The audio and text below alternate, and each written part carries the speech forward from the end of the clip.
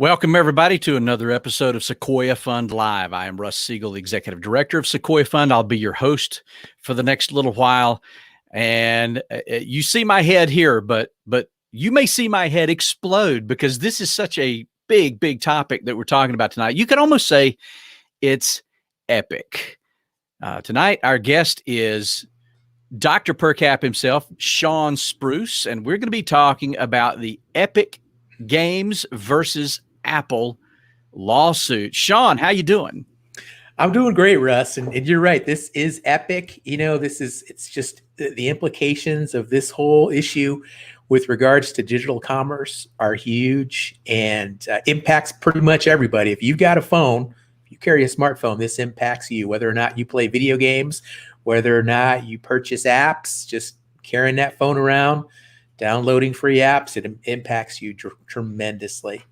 So I was talking about this at dinner with my wife last night, and I just mentioned the topic, and she said, "Who's going to care?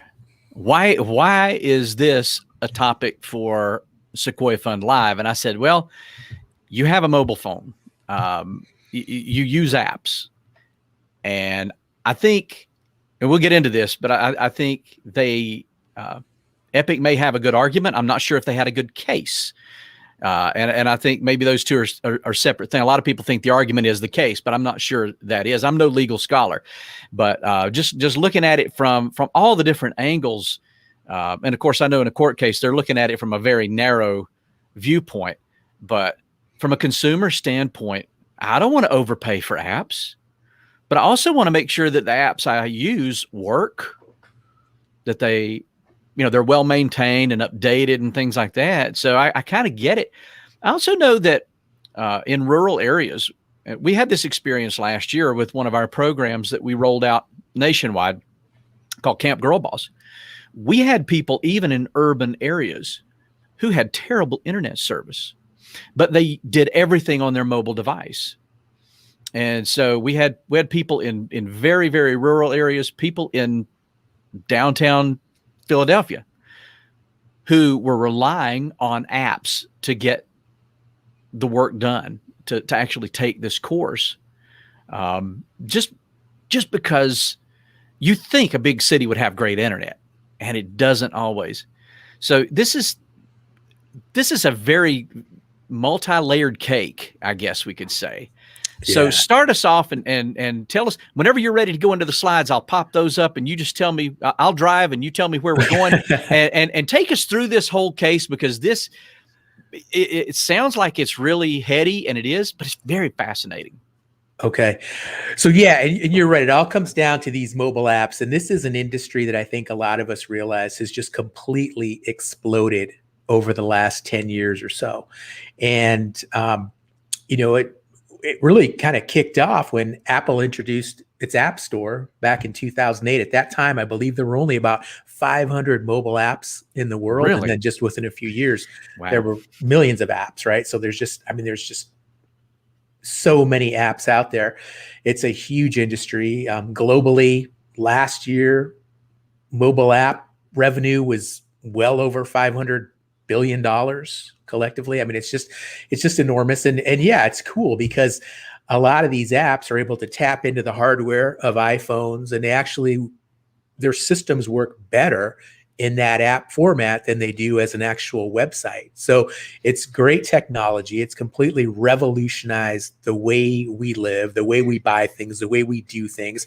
It's created huge industries and huge businesses that benefit from, look at Uber, and some of these other companies that have just totally exist because of the development of the whole app economy and everything it Uber's represents. One of the largest transportation companies in the world, owns no cars. One of the biggest hospitality companies, Airbnb, owns no hotels. They own no property. Yeah. And we're going to see how that all plays out, because I sometimes just shake my head at that. Like, really? They've got bigger market cap than Ford Motor Company, and yet they it's all here. It's all on the phone. That's right. Yeah. Well, let's take a look at that first slide, because again, we just wrapped up earlier this week on Monday, a 3-week bench trial in California in which Epic Games, which is a pretty high profile video game company and software development company. Interestingly enough, they're based in North Carolina, right here, in our home state here. And they sued Apple. And it goes back to August. They've been upset with Apple for a number of years now. Epic Games produces a number of pretty high profile video games. Their most famous video game is one called Fortnite, and I'll talk about that one here shortly. But essentially, they just got really frustrated with Apple because, as anybody who owns an iPhone knows, and a lot of people do own iPhones, right? There's over 1 billion iPhones in the world. But if you have an iPhone and you want to download an app, you have to go through their app store, right? They have their own proprietary platform for downloading and purchasing apps.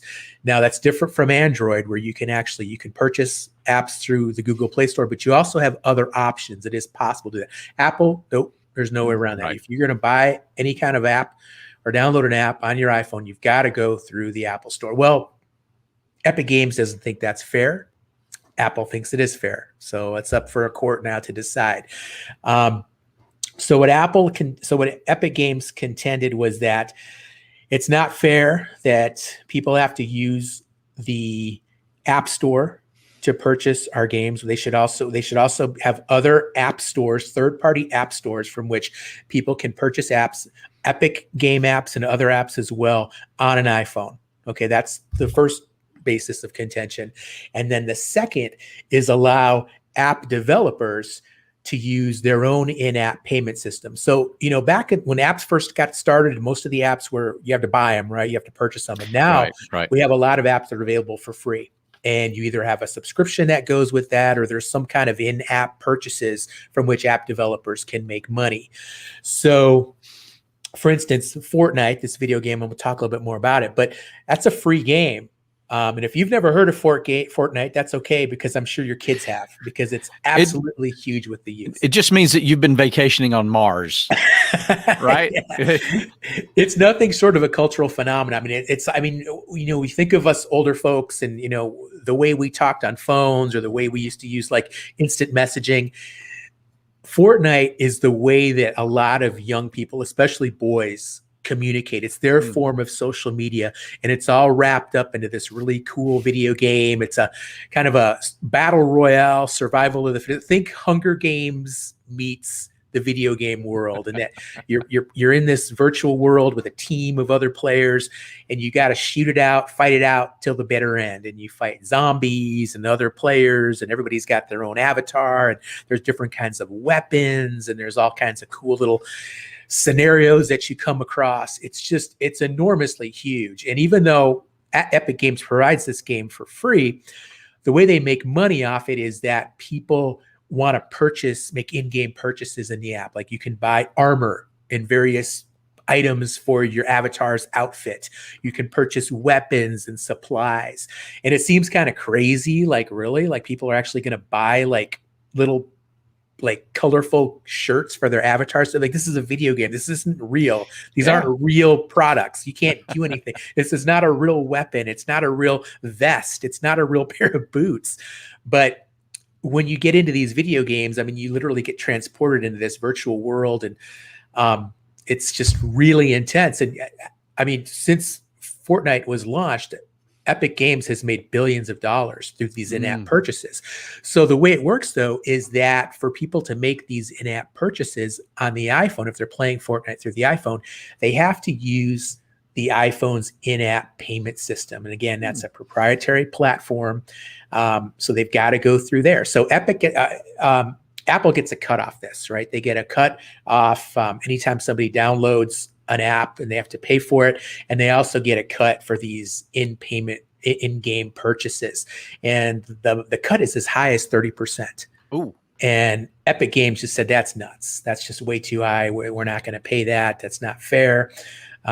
Apple says it is fair. They say, look, this is, we created this system. It's a safe system. It's like you said, when you download apps, you want to make sure that they work right. You want to make sure that they're secure, that they're safe to download. And Apple says that's why they charge as much as they do. And they invested in the technology. They created this huge market for these apps. And if you want to play on their platform, then you got to pay. You got to pay to play, essentially. So the CEO of Epic Games got so frustrated last summer, unbeknownst to Apple, the company went ahead and created in an update. It was just a routine, periodic update to Fortnite. But what they did is they actually created their own proprietary in-game payment system independently of Apple. Now that totally violates Apple's App Store rules. Apple just completely screamed bloody murder. They instantly kicked Fortnite off the App Store. Actually, incidentally, Google Play did as well. So that, because of the same thing. And Google was really frustrated. You don't hear about that as much, but actually, Epic is in process of suing Google too, or their parent company Alphabet. They don't go for small targets, do they? No. I mean, they're going big time. So yeah, we did this huge, lawsuit that started earlier this month. And it was 3 weeks of testimony and just a lot of back and forth. And it really kind of all comes down to this critical issue of what is a digital market. What is a digital market? I'll talk a little bit more about that. So let's go ahead and look at the next slide here. Sure. Before we get to that slide, a couple of things come to mind, because I know a lot of people are not tech savvy. I wouldn't consider myself tech savvy. I mean, the platform we're using here to do this live stream is really simplified because it was built for people like me. But I'm seeing something here. I'm seeing some parallels to like mom and pop business, Main Street type concepts that, if you have a city and part of the city is maybe it's not run down, but it's not policed well, it's not well kept, and maybe it's not safe, and you've got this really nice shopping center and the rent is a little bit higher in that shopping center, but it's well kept, it has a good security presence, the parking lot is always kept clean, it's well maintained, and then there's a lot of traffic because it's right on a busy highway. A lot of times, and people don't really know this, but when you rent commercial space, a lot of commercial leases have a variable clause in there, a variable lease clause that says, if your revenue goes above this certain level, we get a cut of that because of where you are. You can bet that part of your success is due to your location, to the way we keep up the building, to your visibility, and so forth. And I kind of see that in the, Apple has this really easy to use app store, very easy to find what you're looking for. And that they vetted all the apps in there. They put them through their paces. They've tested them. They make sure they work. They're not just sending out poorly made junk that, if you go into a restaurant and the salsa is bad, it doesn't matter that they bought that salsa from somebody. You're going to blame the restaurant. So if something goes wrong with one of those apps, you're probably not going to be so upset with the app creator as you are Apple, because you're holding that iPhone in your hand. And so as I was watching all this unfold, I'm thinking, this is just a high-tech version of stuff that's been going on in the real world forever. But here we go. Next slide here. So this is the App Store. It's it's a huge money maker. And it's interesting because, Apple is the world's largest company in the world based on its market cap, the number of shares of stock it has based on their share price. It's worth now over $2 trillion. Last year, the company generated just under $300 billion in revenue.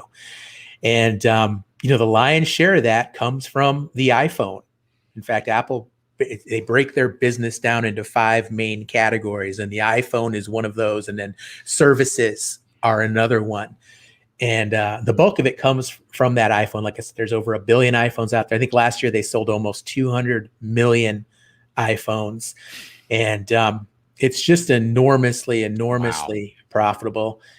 And yeah, it is like, think of it like a big shopping mall. You know, this app store. You go in there and you have all these different options. And yeah, you know, if you have a store in a shopping mall, you have to pay a fee to have that store in there. And you know, you have to play by the rules of whoever owns that shopping mall. So it is, and essentially this is a digital marketplace. And that's where it's confusing, is because just people are having, there's just a difficult time, I think, for a lot of us. Technology is changing so quickly and it's evolving so quickly. And I think some of these issues are just coming on so quickly. It's just, as people, as a society, we're kind of having a hard time wrapping our hands around how all these technologies work and what the pros and cons are.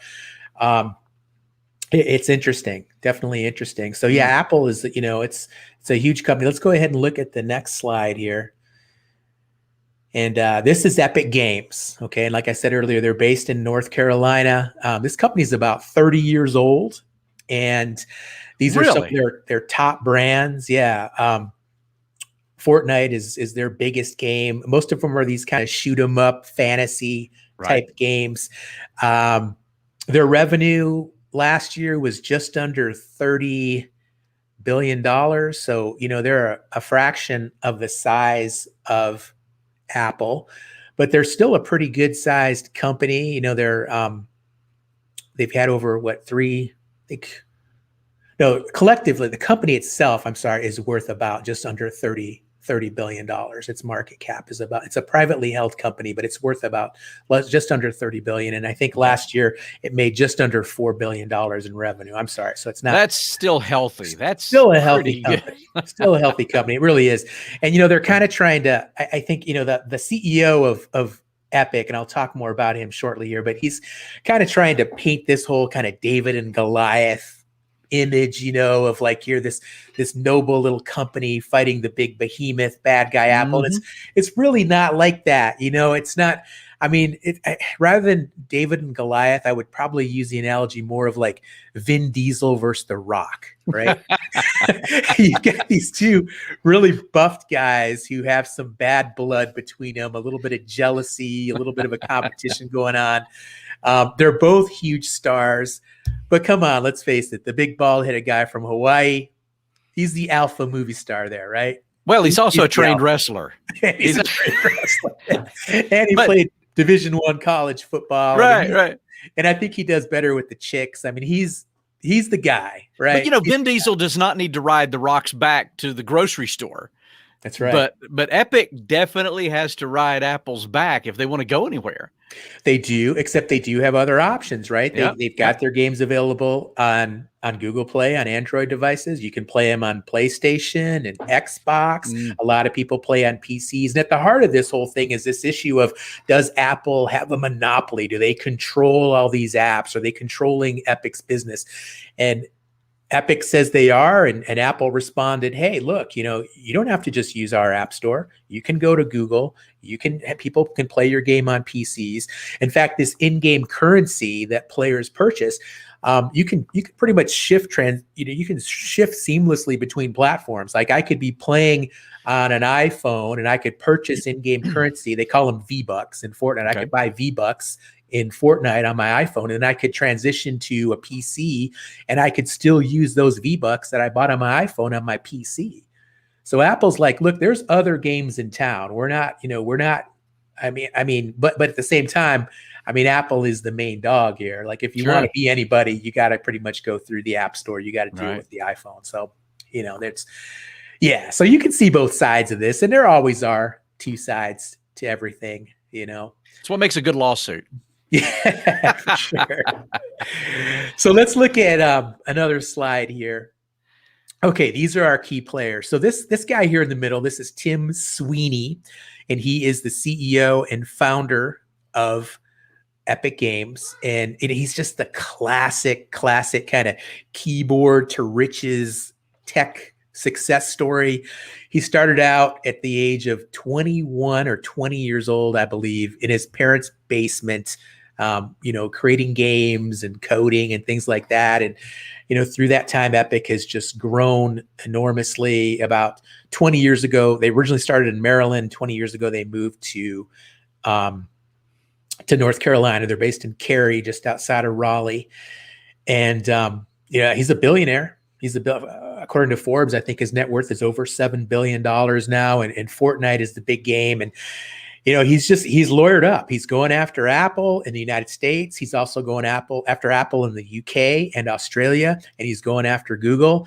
And, he's got this whole movement. He's trying to encourage other app developers and other tech people to rally in this whole battle, this fight against Apple. He calls it Project Liberty. So we'll see where Project Liberty goes. Next, we have Tim Cook. Tim Cook is the CEO of Apple. He's been in that position since 2011 when Steve Jobs stepped down. And he's been a firm, staunch advocate for the fairness, what he says is the fairness of Apple's App Store policies. He's testified before Congress. He testified last week for 4 hours, arguing that, the App Store is fair. People have other options. This is not the only game in town. We have a right to charge a percentage of what this in-game currency costs. That's our right to do so. Tim Sweeney says they charge too much. Tim Cook says they don't. It's estimated that Apple makes about, I think in the court, let me check my notes here. I think in court they argued that Apple charged, in court, Epic Games argued that Apple charged, what was it? Let's see. They charged, I think they predicted, in court, Epic's attorneys threw out the number that Apple makes about an 80% profit off the App Store, which translates into quite a few billions of dollars. And Apple disputed that. They disputed that, but they wouldn't share what their profit is or how much they're actually making off it. And they said they can't break those numbers down. It's like I said earlier, Apple has 5 core businesses, and it's just kind of embedded in that. And I don't know, for a company as sophisticated and innovative as Apple is, I can't believe they don't know how much they're making off that App Store. Sounds fishy. Yeah. But anyway, Tim Cook, he's a cool customer. He knows he's no stranger to the courtroom. Apple's been down this road before. They've had, there's a case in Europe with regard to Spotify, the music platform, and how Apple manages, controls those music downloads. And so this is not his first rodeo. And he's 60 years old. And I think he's like the world's oldest hipster too. He's just like totally got it going on with that whole. Isn't he from Alabama? He is. Yeah. Yep. He's from Alabama. I think his dad was kind of a blue collar guy. I think his mom worked in a pharmacy. He does not have, he was not born with a silver or golden spoon in his mouth by any means. Yeah. Next we have the U.S. district judge for the Northern California district, which is where this bench trial took place. It was in Oakland, California. Her name's Yvonne Gonzalez Rogers. And she's actually presided over previous lawsuits with Apple. So she's pretty familiar with Apple and a lot of these issues and antitrust, this whole idea of whether or not a company has an unfair competitive advantage. And we have antitrust laws, which are designed to promote competition and prevent a single company from just completely monopolizing an industry. So she's got her hands full. The case wrapped up on Monday, but it's going to be months before we get a decision on this. She's got a lot of homework to do, and realistically, whoever wins, there's going to be appeals. It'll probably be locked up in appeals for years. So essentially what's at stake is, Tim Sweeney is not asking for monetary damages. Epic Games is not asking for monetary damages. What they're asking for is that Apple opens up their iPhones and allows third-party app stores to operate on its platform, and also that it allows developers and other app companies to operate their own payment systems inside iPhone devices. So that's what they're asking for. If Epic wins, it's going to be huge because, what we pay for apps and how we access our apps, especially for iPhone users, is going to be dramatically impacted. And if Apple wins, it's going to be a warning a shot across the bow there to any other app developers, like, hey, stay in your lane. This is the way it works, and this is the way it's going to continue to work. Yeah. Okay. So our other key players are consumers, like I just mentioned. It's you, me, and everybody else. And it's not just iPhone. Ultimately, this impacts more than just iPhone users. Anybody with a smartphone. How we access our apps, how much we pay for them. If we're, video game apps are hands down the most popular apps. I mean, just hands down. Last year there were twice as many video game app downloads as the next largest or broadest app category, which is business apps. So, these phones, they're great for all kinds of things, but the vast, games are what really drive the whole app economy. I would bet, and I would bet everything I've got in the bank right now that my wife is sitting in here watching television and playing a game on her phone. If I'm lying, I'm dying.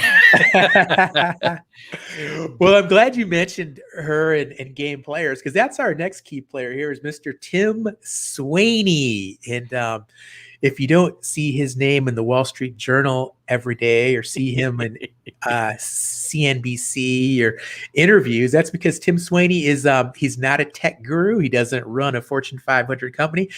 Tim Sweeney is a proud member of the Eastern Band of Cherokee Indians. He's a good friend of mine, and I just can't get over the names there, Tim Sweeney and Tim Sweeney. I noticed how you put those two together. They both wear hoodies. They both love to play video games. They're both in North Carolina.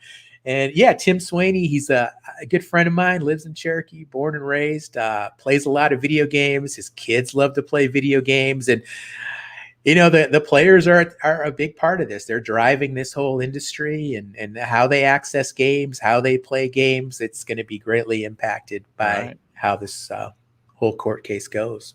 Yeah. Let's look at another slide here.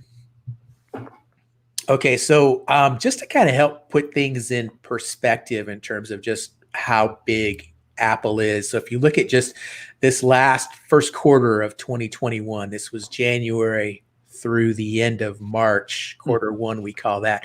Apple has over 55% of the market share for the smartphone. So that iPhone is the main smartphone in the United States.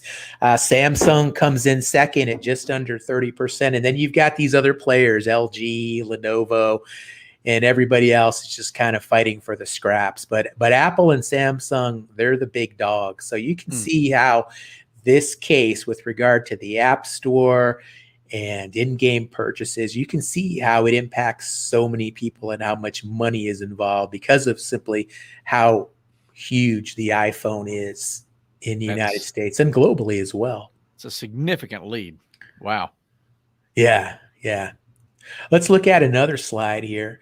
So the two main operating systems, of course, are Apple's iOS system, which is over 50% of smartphones run off that system. That's all the iPhones out there. And then Google's Android operating system represents 47%. So, any of these companies that run Android phones, they're about half and half with regard to operating systems. And that's, a lot of companies, not just, Samsung is not the only company that runs Androids.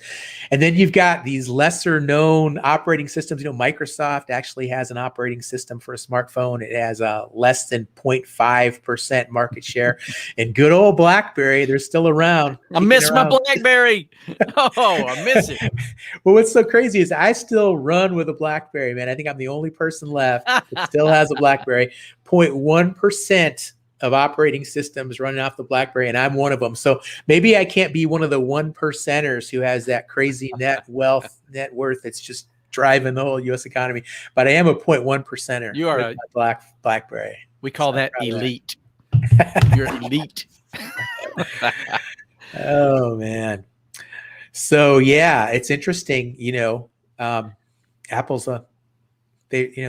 they just have, it's just like I said, it's a $2 trillion company by market cap, just enormously huge. And a lot of these big tech companies, they don't have the rosiest reputations for playing nice, and they've got huge businesses and they've got shareholders that they've got to answer to, and they play hardball. They definitely play hardball. True. Let's That take a they look do. at the next slide here.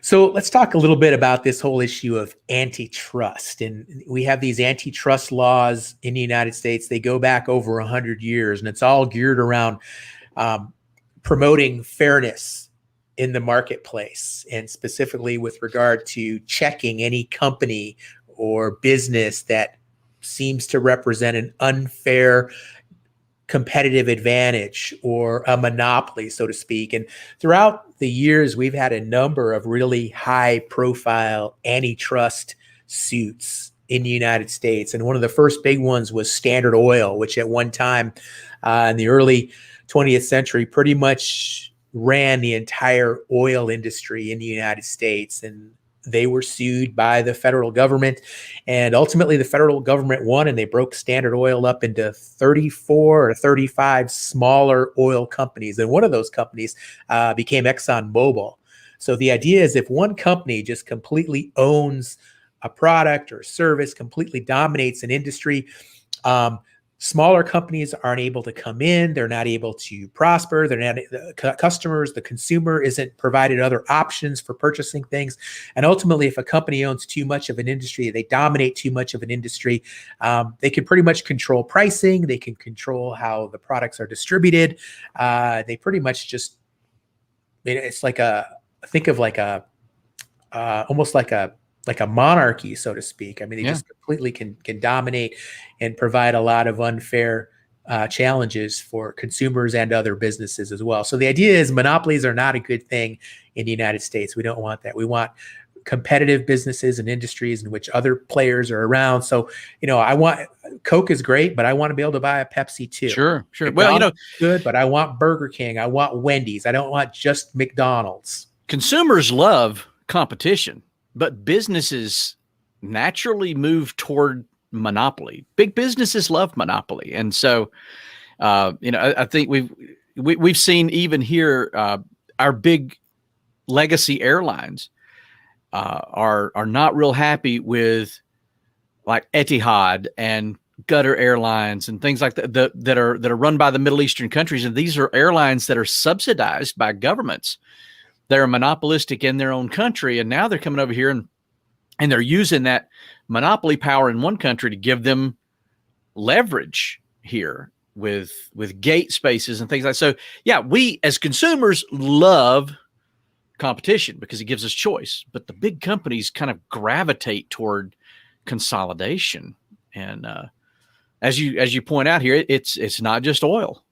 No, I mean, the railroad industry has a long history of antitrust issues. AT&T many years ago, they were sued, and ultimately they broke that up. And that's now why we have, Quest and Spectrum and Verizon and all these different options for having a phone, because years ago there was pretty much just one option in the United States, and that was AT&T. And that was in my lifetime. And what makes this Apple and Epic lawsuit so interesting is what we're dealing with here in this case is this closed platform, right? And right. In fact, Epic argued what Apple has is this closed garden, right? To be an Apple, it's a closed garden. Nobody else is allowed in. It's completely locked off. This closed platform, so to speak. And we've had closed platforms before, because Kodak, they were accused at one time of having a closed platform with regard to the technology with their cameras, and also Microsoft with regard to Windows operating system. But we've never had a closed platform issue of the magnitude we have now with regard to this new digital economy. So that's why this is so epic, pun intended, because we've just never seen this before. And again, this digital economy is just growing by leaps and bounds. It just gets bigger and bigger and bigger. And how this all plays out is just going to be really, really interesting in terms of how we define markets, how we define monopolies, how we define these closed platforms, what it all means for tech companies, what it all means for us as consumers. You just can't overstate the magnitude of what's going on here. Yep. So let's take a look. Another key aspect of this whole issue is the idea of essential facilities, right? And this goes back, in fact, that judge, the circuit judge that's presiding over this case, Judge Gonzalez Rogers, her concern was, well, where are the essential facilities? Because usually when you have a monopoly, there's some kind of an essential facility. Like with Standard Oil, it was controlling all those gas stations and having all the supply lines to oil. Right. And she argued, or she didn't argue, but she pressed this whole issue with railroads, because at one time there was an antitrust lawsuit with some railroads around St. Louis, Missouri. And the whole issue was that these railroads were controlling these bridges infrastructure that was allowing rail cars to pass in and out of St. Louis, and also controlling the rail yards. And that's where this whole case gets a little gray, because what is the essential facility with regard to Apple and its app store? Because like you can say, well, is it the app store?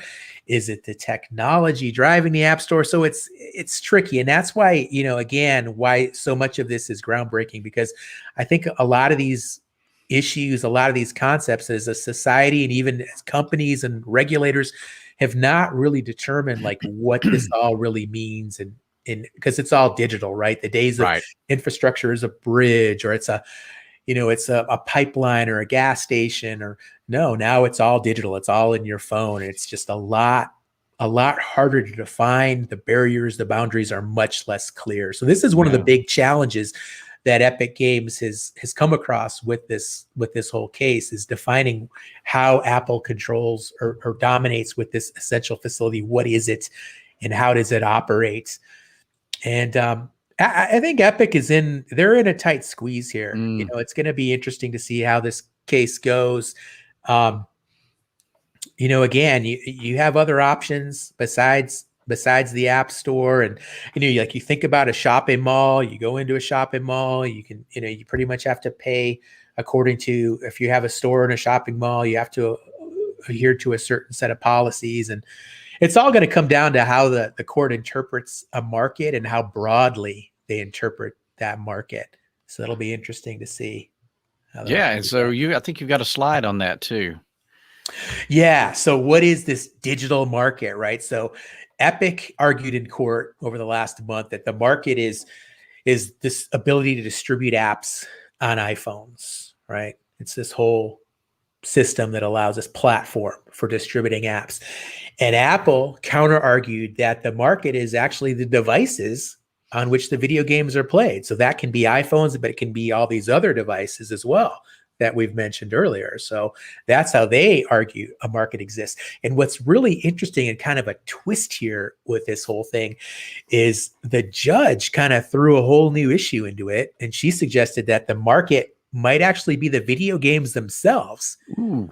And interestingly enough, attorneys for neither side had broached that or suggested that could also be a potential market or definition of a market, or what that all means. So it's just kind of, this judge is sharp. She's got a lot of experience in this area, and I'm going to be really interested to see how she rules on this, because there's just going to be, again, it's interesting. And if you go back, it's been harder and harder to prove antitrust in recent years. And the definition, the courts have been consistently just been more and more narrow with regard to what they consider antitrust. And, the basic measure that they use for antitrust is this a business practice that hurts consumers? Does it hurt consumers? Does it make things more expensive to consumers? Does it limit their purchasing options? Does it give them less freedom to use products and services?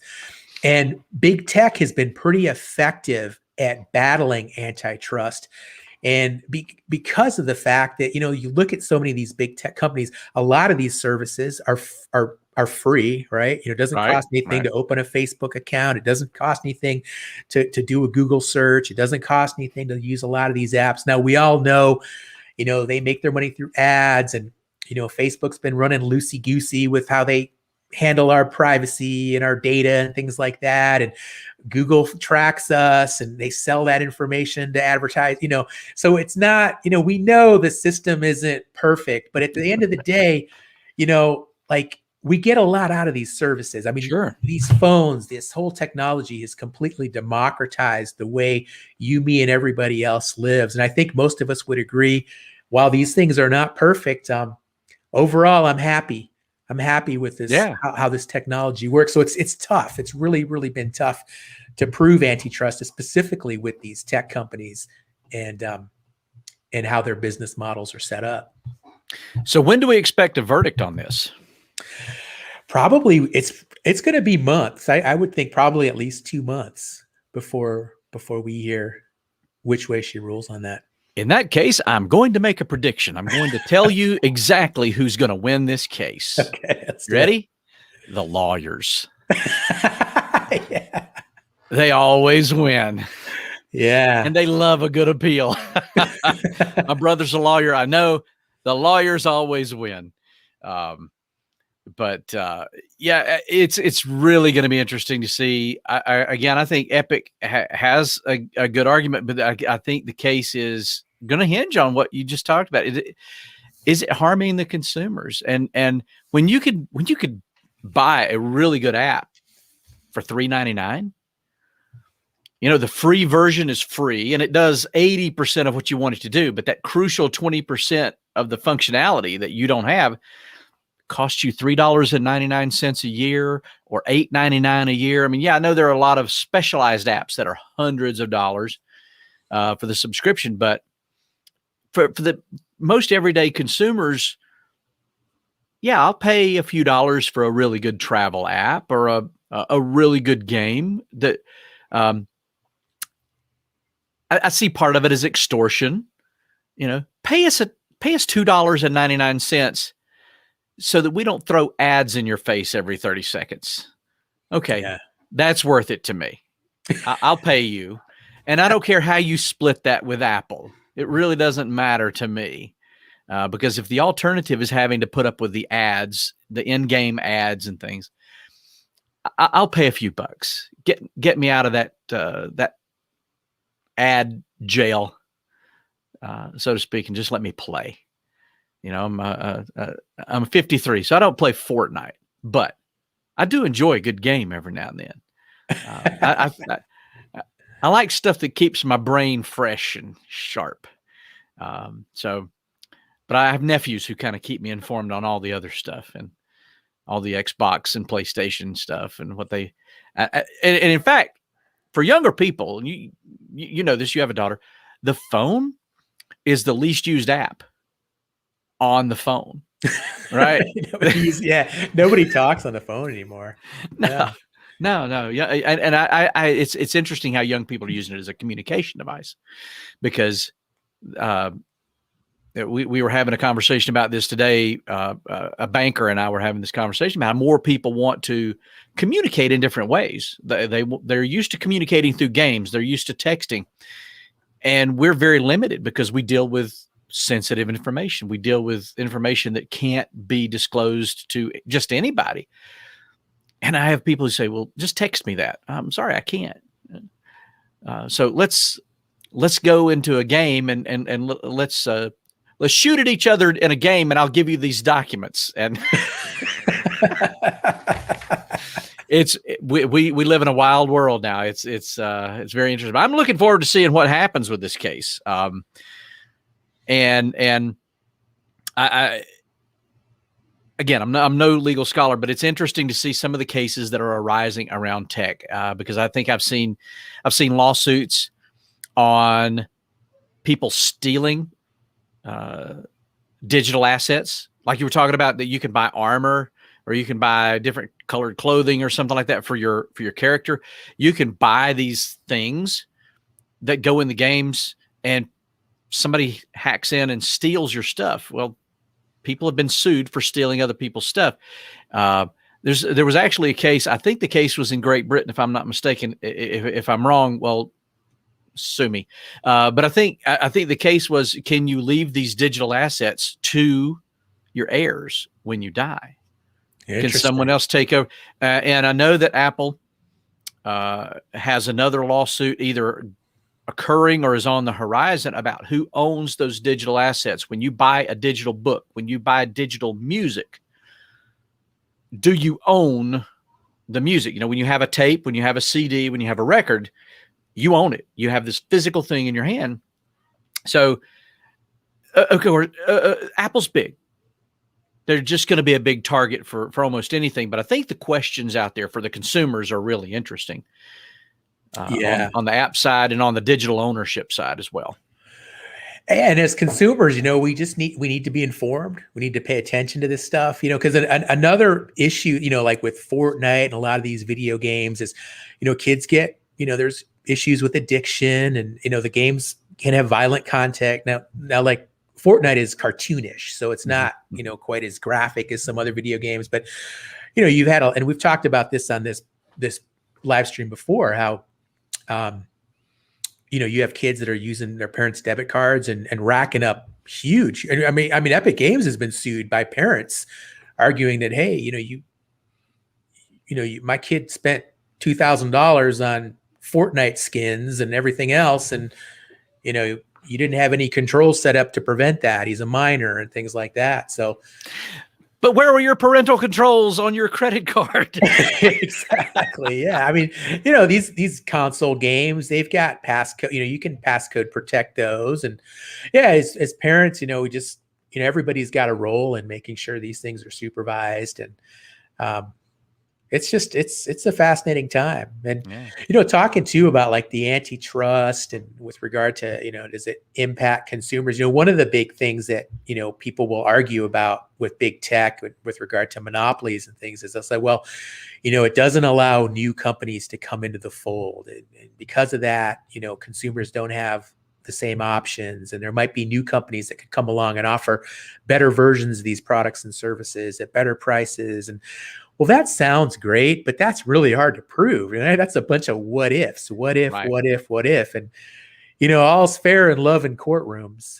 And you gotta be loaded and locked down and ready. You gotta have your game shored up really tight to get into court and press a case like this. And you gotta have all your ducks in a row. Well, they got that far. It's not every lawsuit that goes forward. Not every lawsuit makes it to court. And so they must have had some merit to the case to get in front of a judge. That's a pretty big investment of government time to tie up an antitrust court like that. And so I'm sure there were arguments on both sides to be made. It's going to be really interesting to see how this turns out. And the beautiful thing about this, about all topics that involve money, is there's a never-ending supply. So we're going to have plenty to talk about in future shows, Sean, and I'm looking forward to it. And folks, you know, stay tuned. Let's see what happens with this. Like Sean said, it's going to affect how we buy and use apps going forward. And we may think things like this don't have any effect on our lives at all, but it does. And it's going to be just really interesting. Sean, I appreciate you putting in the work and guiding us through this and guiding me through this so that you make it digestible and understandable. And I think I'm going to go download Fortnite now and play a bit and see what it's all about. But as always, it's great to have you on here. Love talking with you. And folks, if you have any interest in personal finance, if you want to improve your financial condition, you can check out our Facebook page, look at the Dr. Percap articles. The Ask Dr. Percap articles are also on the Cherokee One Feather website. And so he's always got great content, always timely, relevant, useful to your life. I highly recommend it. It's great stuff.